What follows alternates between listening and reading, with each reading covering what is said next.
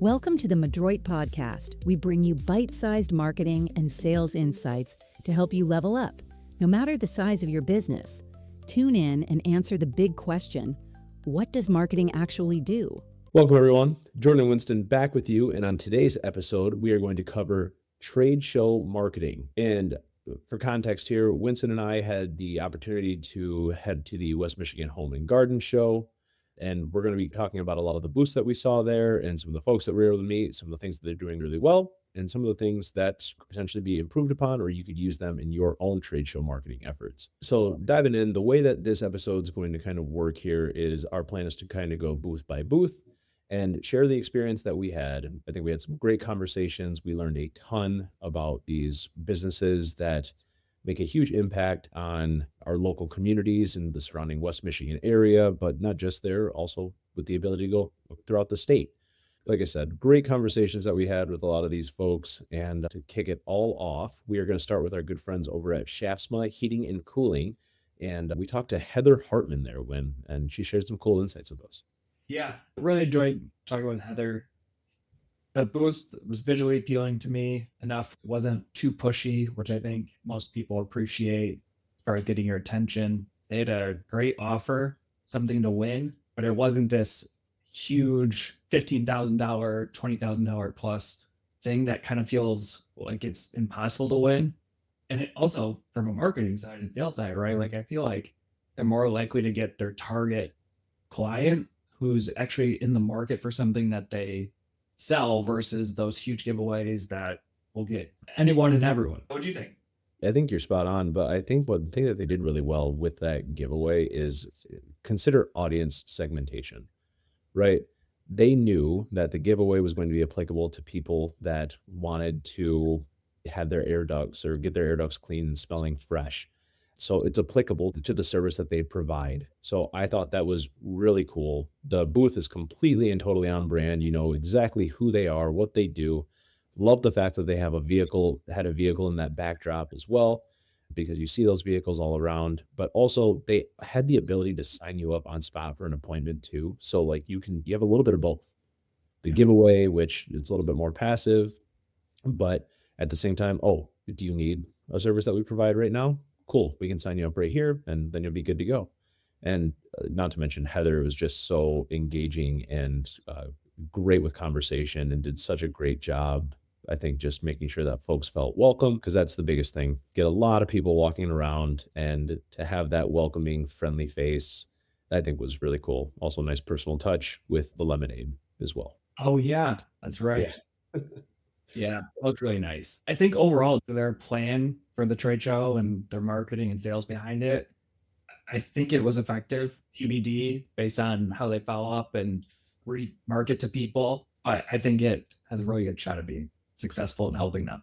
Yes. So Schaafsma, 2 thumbs up. Well done. Next on the list here, we have Easttown Construction. Easttown was, I think, again, just really knowledgeable and had no issue kind of sharing some of that knowledge with us about the services that they provide, about the difference that Easttown Construction provides as well. But Aaron there over at Easttown, I think, gave us some insights into what they hope to achieve from trade shows as well.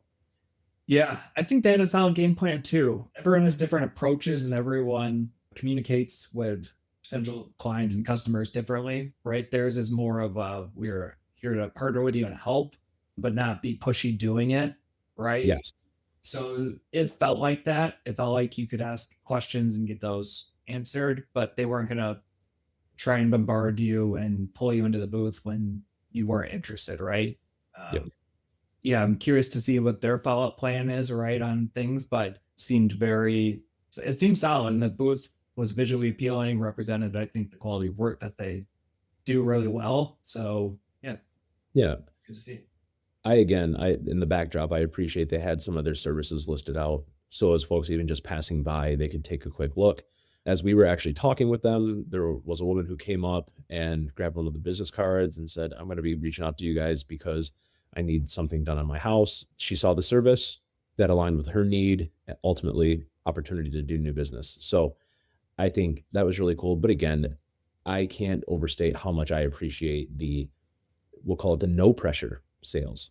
Like They're not pushing that to anyone. It was literally just there to have conversations, talk through what potential needs may be, truly to be your partner, your friend, there to guide you along the way, which is always a great authority builder in their space. So to our friends over at Easttown, great job. Hope the trade show worked out well for you. Absolutely. Yeah, next up on our list is our friends at Harder and Warner Landscaping. We talked to Shannon and the rest of the group there. What a booth. Everything from volcanoes to dinosaurs to obviously outstanding landscaping throughout it. But they were really unique in their approach with everything from branding to giveaway to conversation. I think that they had a big plan for this. And from what I could see, they were executing it really well. But love your thoughts. What'd you take away? Yeah, I think they had a really solid plan, like you said, visually appealing. I don't want to give away any like secrets, right? Talk to them for a bit, and yeah, definitely understand there's a method to the madness, right?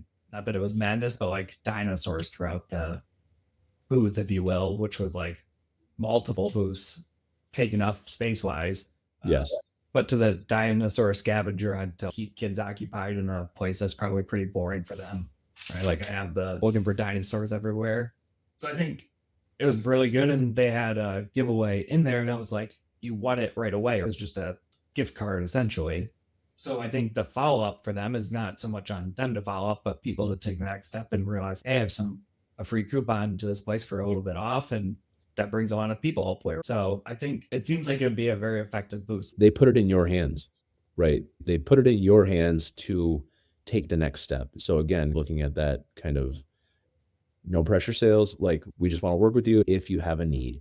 And I think that was really nice, but also again, just very warm, engaging, willing to share their knowledge and their expertise, which obviously is the goal. Great booth, very fun, unique ideas. And I think for what they're hoping to achieve, this really put them in a good spot to do. So again, well done. It takes a ton of work to assemble a booth like that. Hats off to the team there, and well done. All right, next up, really cool one here. Turf Badger and Pest Badger. Two companies all under the same roof, but Dylan is the owner, CEO there, and he was fantastic to chat with. When former military, just really built this thing out from the ground up and just shared some cool insights with us about the business and what they're hoping to achieve, and was really cool. Absolutely. Yeah, I think from marketing and drumming up business for themselves, right? I think it was very effective, right? Like their brand is well done, some unique colors in the space, pink, and that's on brand. So it's not just for this booth's sake and to draw people in there. But I think between that, a fun little thing, they had some cornhole, get people in talking. Every time we walked by, there was people there talking with them. Yes. Oh, and they weren't pushing. They didn't have to try hard to bring us in to talk. So I think overall it will be effective. I think I don't recall the follow-up plan for them, what comes next, but creating that impression and when someone is in the market for something that they provide service-wise, I think it will be effective at the light bulb going off. Hey, I met them or I saw them, because the brightness and the impression that they gave meeting people.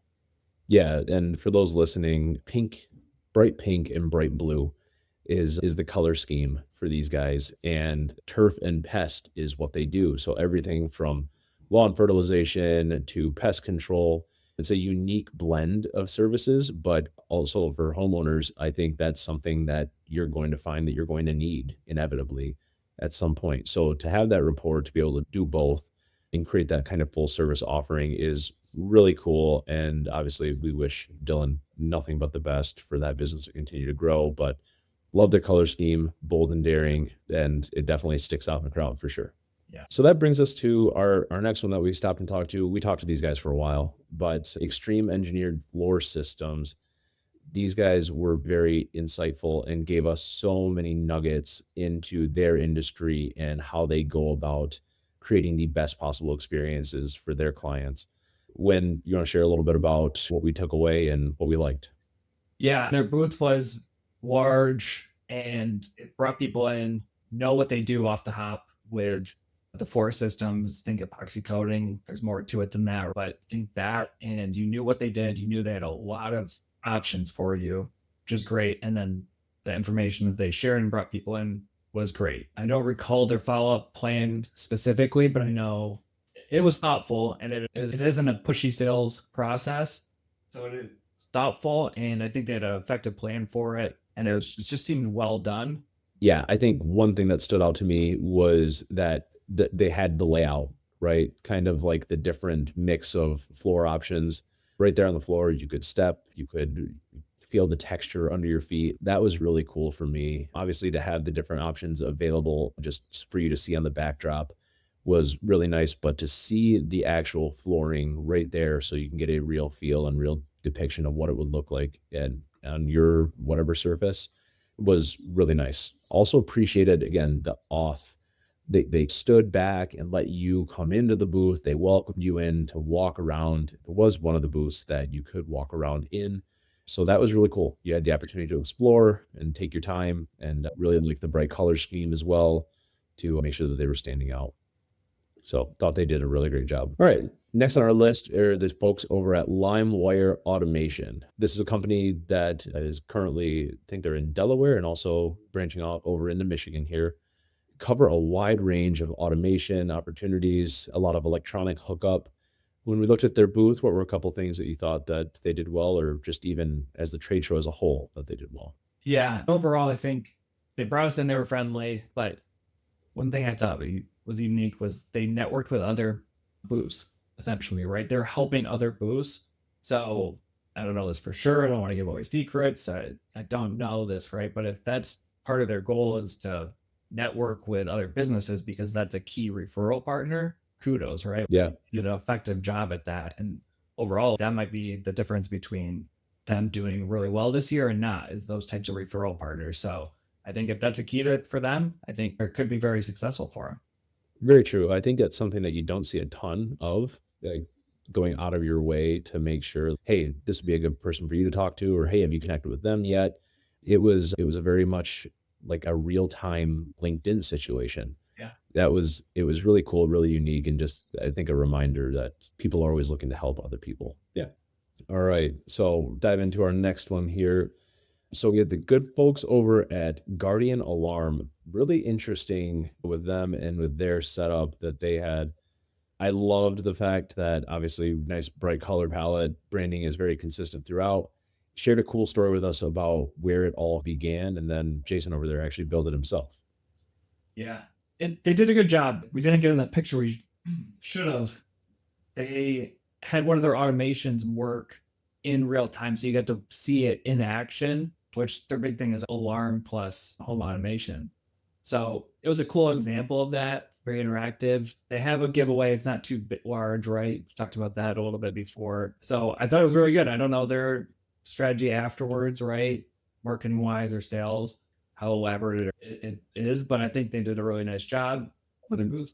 I love the interactive display that they had too, just to show you like all the features and whatnot. And it's all something that can be optimized from your phone. But I did appreciate like the live automation that they had running.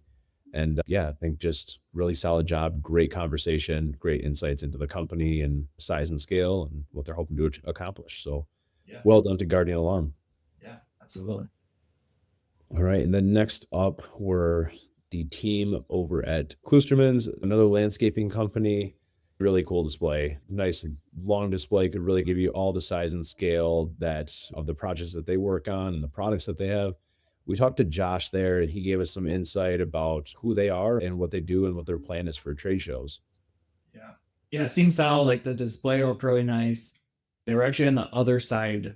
They were like talking portion of the booth, right? They had this display, and then they were on the other side of the hallway, very like close setting. So it was nice. And not pushy. Seemed like they had a pretty good strategy for help. And again, not pushy when people come to them. I don't know their strategy marketing wise or sales wise after too in depth, but I think overall it was an effective booth. And I think it will generate business for them. What do you think, Jay?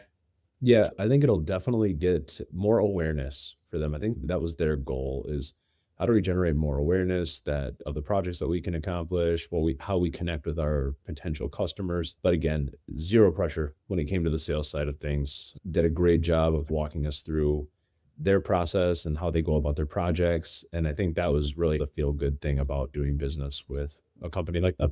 So yeah, great job. All right. And that brings us over to Everett's landscape. So Kayla was kind enough to take a picture with us, but I think they had a nice display right in the center of the show overall. Really cool to see the depth of the plants that they have for their clients that they can potentially get involved with. I think really no pressure again. Weren't really looking to generate a ton of sales opportunities right then and there, more so just trying to build awareness. When anything that you picked up on with what they were doing? They had some nice collateral for sure. They will go on and carry that around, basically advertise for them throughout the rest of the trade show. Smart. They had a nice printed brochure magazine style that was hefty for sure. So that's Yeah. that. So anyone who was really considering a landscaper getting help with that next little bit coming up, right? And they went to them, I feel like they would go back and have a solid physical item that kept that awareness, kept them top of mind, and really help establish a connection later on when someone is considering landscaping services. I think they have a good shot just because of that and their booth, right? It was a huge display. Well, you mentioned the collateral. I think the variety that they had in there too, because there was a pamphlet in there. There was a full magazine. Yeah. That thing covered everything top to bottom of what they have and how they go about in their process. And I thought it was really well done, organized. And I would say their booth had a lot of staff support there as well. A lot of people walking around ready to talk to you about your projects or what you're looking to tackle this spring or summer. So yes, Kayla and the team there over at Everett did a fantastic job with their organization. And I'm sure things like this take a ton of time to set up. So very well done. To say the least, I think it's going to be effective. Oh yeah, definitely. Next on our list is Hutcherson Construction. We talked to them for a while, actually, and got some great insight from Jordan Winston, who's on the team there. But really nice booth, very simplified, very on brand. Obviously, the logo in the background, logo on the table cover as well, and a lot of different items that you can take from the table to see all the things that they do. But what are some things that stuck out from your perspective? Yeah, they had a nice giveaway. It was a big ticket item, but it wasn't something away completely for free, right? Like it was a big amount off something, which I think is important compared to a huge giveaway that requires no additional fee, right? So they had a nice giveaway that I think would still lead to doing some work for someone that would generate revenue for someone or for them. And so that was really positive. The follow-up seemed like it was on point. I don't want to give away too many secrets because they were really fairly open and sharing kind of their game plan and strategy. And they were doing some really great things as far as like following up and making sure people are taken care of and showing that, I think. So overall, really nice job. Yeah, I loved the way that they went about their process and just how they're dedicated to supporting their customers. Regardless of what your job is, I think their commitment to really going that extra mile to make sure that they're giving sound advice and walking through every step of their process so that whoever their customer is, they feel really good about the work being done. So yeah, great job. Yeah. All right. And next on our list here is Grace Adventures. When really a multifaceted thing here. Have multiple different camps, multiple different avenues based on for each target market. So some campgrounds, some camps for kids, some even like appropriate for corporate events and things like that. Really all encompassing and located throughout the state of Michigan. Yeah, take us a little bit what you looked through, like what you liked about their booth.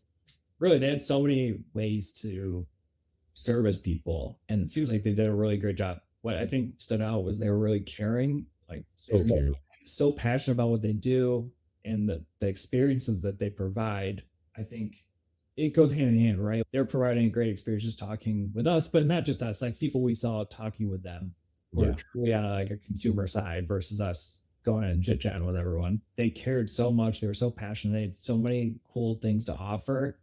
And as far as I know, at a really good rate. I think them just portraying that, they did a great job. Their follow-up, I think, was pretty strong as well, if I remember right. So. Yes. They had a well thought out follow-up process. Again, not to dive in too deep, but that was really cool to see.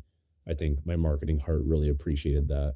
Yeah. But also, I'll just highlight again, we've said it about a few, but the time that they took to talk to us and walk through the differences in each of their options that they had and who's appropriate for which one, and like just the energy and the enjoyment that it looked like they had. Some of these trade shows can get pretty long, but they really just brought that fire about what they do each and every day. And that was really cool to see. Obviously, when anybody's passionate about something, it becomes that energetic and infectious style of engagement. So that for me was really cool. Product knowledge too, man. Like, holy cow, did they know their setup inside and out? Again, to your point about it's not just somebody who happened to be available that day. They had experts there that were ready to talk to anybody about anything. So that was really awesome to see. Yeah, really great.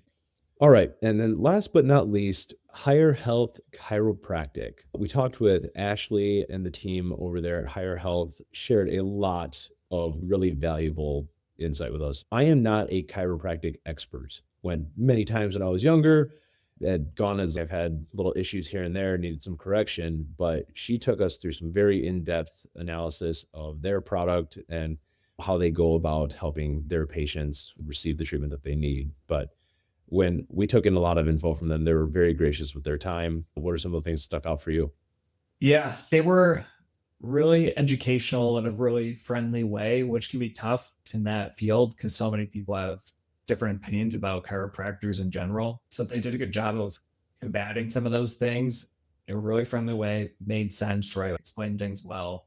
They were very educational, and they really made it clear how much they care about their patients, their clients, and the level of care and treating them like they would a family member. I think we saw that, and not with just us, but seeing them talk with other people and why they do what they do and the impact it can have. They're so passionate about it. And it seems like that is what you would expect going there. So that story is connected, right? And we talk about that all the time. You're reading story and how it all needs to be the same storyline, same story has to make sense. Otherwise, there's friction there. And there was not friction there. So kudos. I think it was a really good job. And most of them not pushy, right? At least the people we're talking about so far, no one's been pushy about their sales process, which is important because money were there. And they were not pushy. They were just very helpful and let you take matters into your own hand and take the next step. Dude, even just with what I was giving her, my own information, she was ready to solve my problems right there.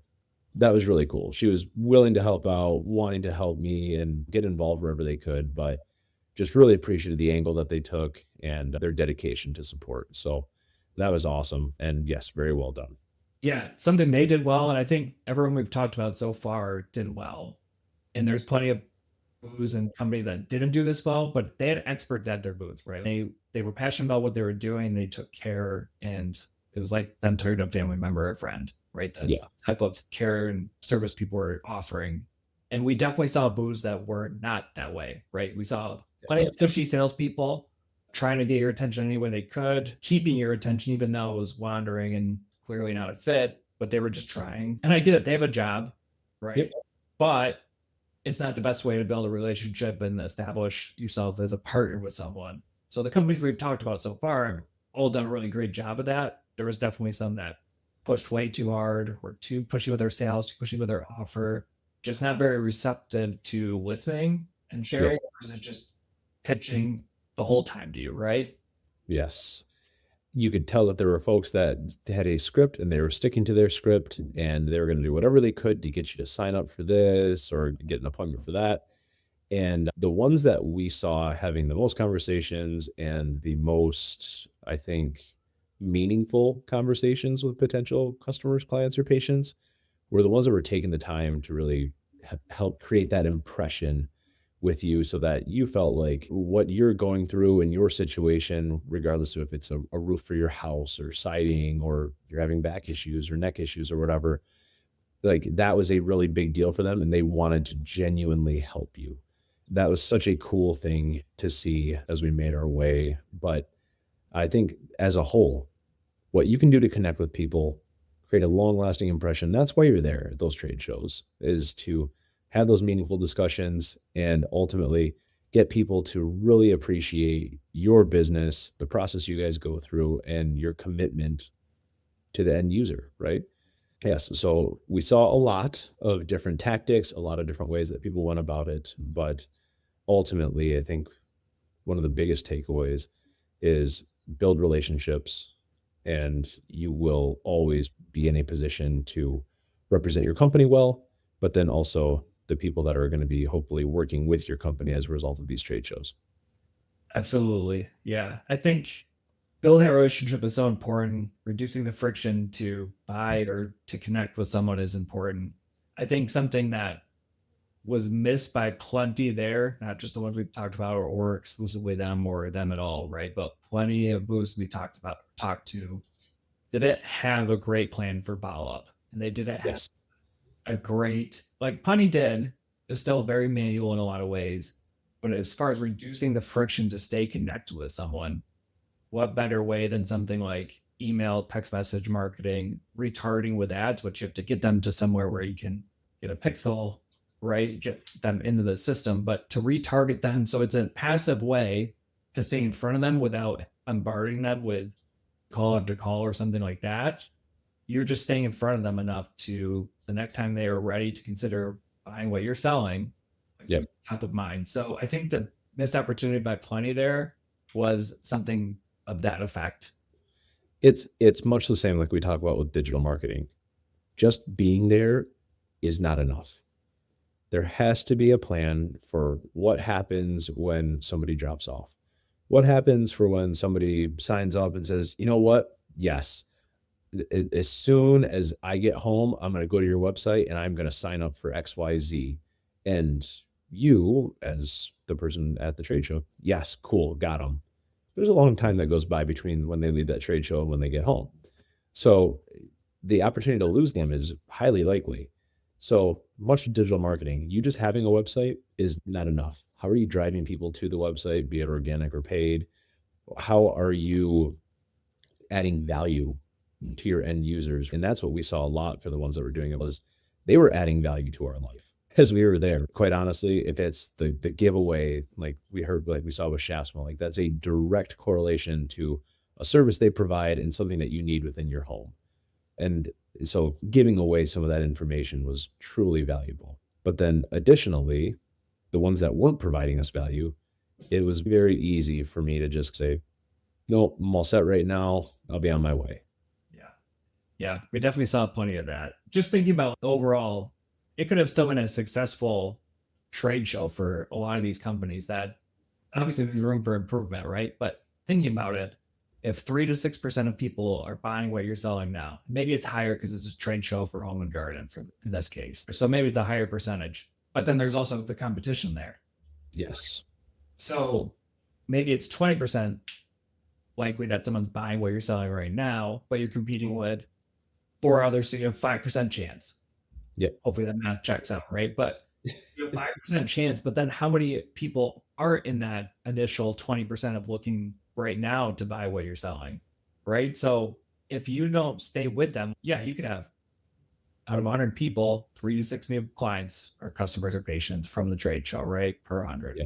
But if you stuck with it and kept making it easy for people to stay connected with you, following them around online, making sure they're aware of you, how many more people could you obtain as new clients, customers, patients, right? Like that's the big thing. More over the next year. So the value of that is so tremendous. And sure, it was a success for some of these and will be, but there's just so much there that obviously we want everyone to succeed that we talked with. They were great. So yeah, to do something like that could be a game changer for them. 100%. We're talking about, I think, 2 things right here. Opportunity cost, right? What is the cost of all the opportunities that you could potentially stand to generate at these trade shows? But the second piece is everyone's favorite 3-letter acronym, right? ROI. What's the return? As many know, that these trade shows are not always the cheapest venture to take on, especially if you're planning to do, we heard from folks that were here, man, this is the one that we do, or this is one of 2 that we do, to, yeah, we're doing one pretty much every other week for the rest of the year. So it varied quite a bit, the emphasis that people place on these trade shows. But quite frankly, if the return is not there and it's not measurable or quantifiable, that's a great area of improvement to be able to understand Do we generate a job per trade show? Do we generate 2 or 3 new patients from each trade show? What is the return on investment that we're achieving from these trade shows, and how are folks quantifying it? I think is a great exercise to consider for those who don't have a great strategy in place for this currently. But ultimately, that's going to be able to be a huge, I think, factor for you in your overall marketing strategy as you make your way forward. Absolutely. Yeah. To have that mindset of be able to track in, like truly trying to put numbers to it. What did you generate? Like we said, like you can be successful and still leave a lot on the table. Yeah. More successful. No doubt. Yeah. All right, guys, that's going to do it for our episode today. If there's anything that you think we missed that makes trade shows awesome for you and helps with your process and generates a lot of opportunities for you, please feel free to let us know. Or if you or anybody on your team has any questions about trade show marketing or want to share some things that you found valuable, let us know. That's all for this episode of the Madroit podcast. Please make sure to like and subscribe. If you have any questions that you want us to talk about on the pod or want to get in touch with us, please visit madroitmarketing.com/podcast. Thanks for listening.